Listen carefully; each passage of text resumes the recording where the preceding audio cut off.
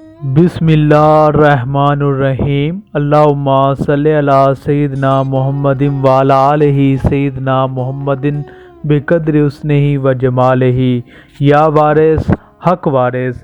ناظرین کرام، آج ہم حضرت مختوم جہانیہ رحمۃ اللہ علیہ کی مشہور کرامات کا تذکرہ کریں گے۔ کتاب حوالہ کرامات اولیاء کرام۔ فیروز شاہ تغلق کا ایک وزیر خان جہان شروع میں مخدوم جہانیہ سے سخت نفرت کرتا تھا اور مخدوم جہانیہ کی مخالفت میں پیش رہا تھا۔ ایک مرتبہ اس نے ایک غریب آدمی کے بیٹے کو کسی وجہ سے قید میں ڈال دیا۔ اس کا باپ آپ کی خدمت میں حاضر ہوا اور اپنے بیٹے کی بے گناہی ظاہر کرنے کا سفارش کا طالب ہوا۔ حضرت مختوم جہانیہ خان جہان کے پاس گیا اور اس کو سفارش کی کہ مگر آپ سے ملنا بھی گوارا نہ کیا اور اندر سے بلاوا بھیج دیا کہ آپ چلے جائیں، میں آپ کی کوئی بات نہ مانوں گا۔ ساتھ ہی یہ کہا کہ اے مخدوم، آپ آئندہ میرے دروازے پر نہ آئیں۔ لیکن اس کے باوجود مخدوم جہانیہ تقریباً 19 مرتبہ خان جہان کے پاس گئے۔ آخری مرتبہ تو اس نے کہلا بھیجا کہ اے مخدوم جہانیہ، تو ہے تو سید مگر غیرت تم میں نہیں ہے۔ میں تمہیں کتنی مرتبہ کہہ چکا ہوں کہ میرے گھر مت آؤ، مگر تم ہو کہ آنا جانا ترک نہیں کرتے۔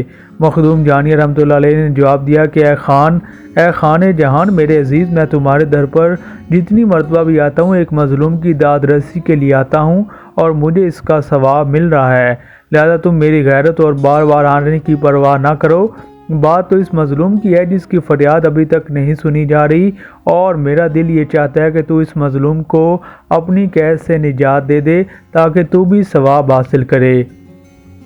یہ سن کر جہان خان بڑا شرمندہ ہوا۔ اس وقت اپنے محل سے باہر نکلا اور آپ کے قدموں میں گر گیا۔ آپ نے اس کو اٹھایا اور کہا کہ کوئی شرمندگی محسوس نہ کرو، تمہیں مظلوم کی بے گناہی کا احساس ہو گیا ہے اور قدرت نے تمہیں ظلم سے باز رکھا ہے۔ یہی بات کم نہیں ہے، جہان خان پر آپ کی باتوں سے رکت طاری ہو گئی اور وہ اسی روز آپ کا مرید ہو گیا، اور اس کے بعد اس نے کسی پر ظلم نہیں کیا اور ہمیشہ آپ کی تعلیمات اور احکام پر عمل پیرا رہا۔ اسی طرح ایک اور واقعہ کہ ایک مرتبہ مخدوم جہانیہ رحمۃ اللہ علیہ کی خدمت میں سید شمس الدین عراقی مسعود کسی حاجت کے لیے حاضر ہوئے۔ آپ نے خادم سے پوچھا کہ اس وقت کوئی فتوح آئی ہے؟ اس نے عرض کیا کہ حضرت اس وقت تو کوئی چیز موجود نہیں ہے۔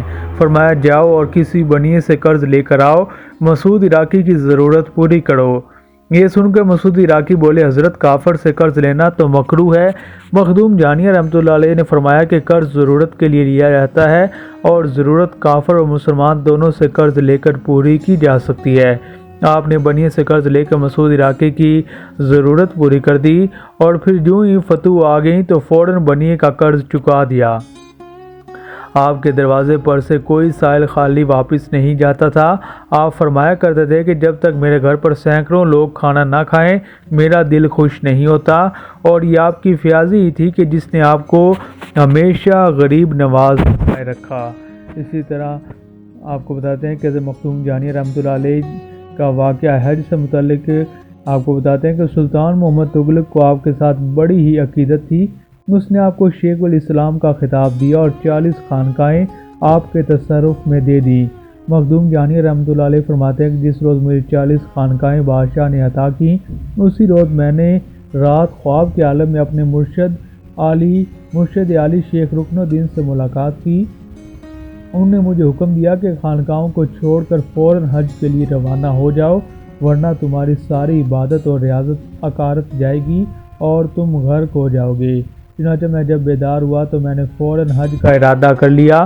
اس مقصد کے لیے میں نے اپنے والد بزرگوار سے اجازت طلب کی۔ جب اجازت مل گئی تو میں نے حج کے لیے روانہ ہوا۔ میرے پاس ذات راہ کے لیے ایک پائی نہ تھی اور سواری کا بھی کوئی انتظام نہ تھا۔ میں پیدل ہی حج کے لیے روانہ ہو گیا۔ راستے میں میری ایک شخص سے ملاقات ہوگی جو حج پر جا رہا تھا، مگر کسی مجبوری کے تحت اس کو اپنا حج کا پروگرام ملتوی کرنا پڑا۔ اس نے اپنے حج کے لیے سارا اسباب اور رقم مجھے دے دی اور ایک گھوڑا بھی دیا۔ میرے ہمراہ مولانا نظام الدین بھی تھے، وہ بیمار تھے۔ میں نے گھوڑا ان کو دے دیا اور خود پیدل چڑھ کر مکہ شریف پہنچا۔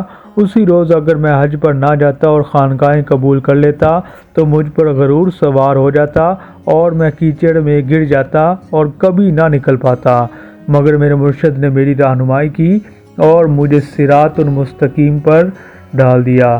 اسی طرح ایک اور واقعہ کہ ایک مرتبہ حضرت مخدوم جہانی رحمۃ اللہ علیہ نے ارشاد فرمایا کہ میں مکہ معظمہ سے بھگ کر واپس آیا تو وہاں لوگوں نے مجھ سے کہا کہ الور کے پاس ایک پہاڑ کے غار میں ایک درویش رہتا ہے جو یہ دعویٰ کرتا ہے کہ اللہ نے اسے نماز معاف کر دی ہے۔ یہ سن کر میں اس کے پاس گیا۔ عمرہ اور دوسرے بڑے لوگوں کا ہجوم تھا۔ میں اس کے قریب پہنچا، میں نے اسے سلام نہیں کیا بلکہ اس کے نزدیک جا کر بیٹھ گیا۔ پھر میں نے اس سے پوچھا کہ تم نماز کیوں نہیں پڑھتے؟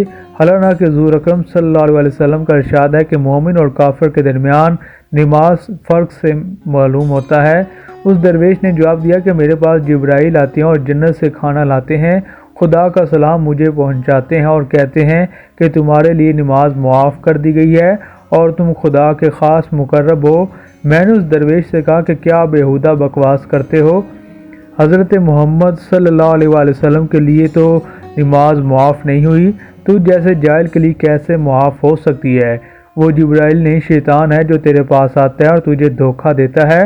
جبرائیل تو وحی لانے والے فرشتے ہیں جو سوائے پیغمبروں کے کسی کے پاس نہیں جاتے۔ رہا وہ کھانا جو تمہارے پاس آتا ہے وہ بھی سراسر غلیظ ہے۔ اس درویش نے کہا کہ وہ کھانا تو بہت مزیدار ہوتا ہے اور میں اس کو لذیذ سمجھ کر کھاتا ہوں، مجھے اچھا لگتا ہے۔ اب اگر وہ دوبارہ فرشتے تمہارے پاس آئے تو لا حول ولا قوت الا باللہ العلی العظیم پڑھنا۔ میں دوسرے دن بھی اس درویش کے پاس گیا، وہ مجھے دیکھ کر میرے قدموں میں گر پڑا اور اس نے مجھ سے کہا کہ میں نے آپ کے کہنے پر عمل کیا۔ جب وہ فرشتہ آئے تو میں نے لا حول ولا قوت پڑھی، وہ فوراً میرے سامنے سے غائب ہو گیا اور وہ کھانا جو اس نے مجھے دوبارہ غلیظ ہو کے میرے ہاتھوں سے گر گیا، یہاں تک کہ میرے سارے کپڑے ناپاک ہو گئے۔ اس کے بعد میں نے اس سے بے نمازی درویش کو توبہ کرائی اور اس کی جس قدر نمازیں فوت ہوئی تھیں ان کی قضا پڑھوائی۔ تو ناظرین، یہ واقعہ بھی تذکرہ اولیاء پاکستان میں بھی درج ہے۔ تو ناظرین، حضرت مخدوم جہانی رحمۃ اللہ علیہ کی مشہور کرامات ہم نے آپ تک پہنچائی ہیں۔ مزید اولیاء کرام اور کرامات صوفیہ کرام آپ تک پہنچاتے رہیں گے۔ سلسلہ وارسی آفیشیل کو سبسکرائب کریں اور یہ معلومات دوسروں تک پہنچائیں۔ السلام علیکم ویورز، مزید معلوماتی ویڈیوز کے لیے سلسلہ وارسی آفیشیل کو سبسکرائب، لائک اور کمنٹ کرنا مت بھولیے۔